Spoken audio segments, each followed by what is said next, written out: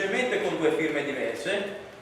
Pino Musolino sventola in aria le due dichiarazioni di voto contrario arrivate qualche ora prima durante la seduta del Comitato di gestione del Porto di Venezia che ha bocciato a sorpresa il bilancio consuntivo 2019.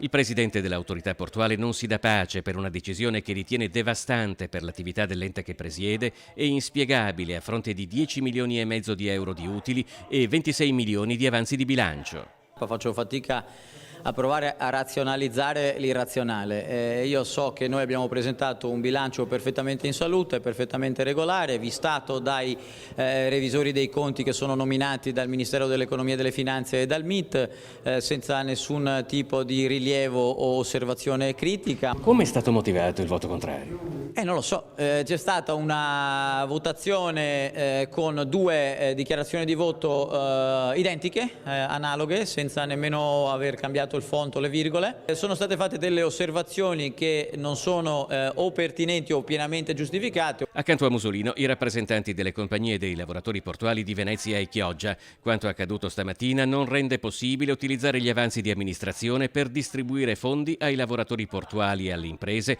come stabilito dal decreto Rilancia Italia. Troveremo 150 portuali fra 10 giorni senza stipendio e oltretutto senza un motivo valido da poter giustificare le cose.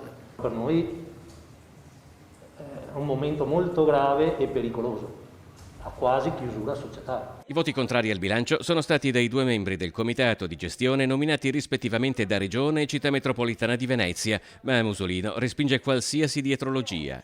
Il Ministero è stato immediatamente informato stamattina nelle sue articolazioni tecniche, abbiamo dato una serie di indicazioni, poi io ho cominciato anche a dare delle informazioni a più ampio spettro anche al Parlamento.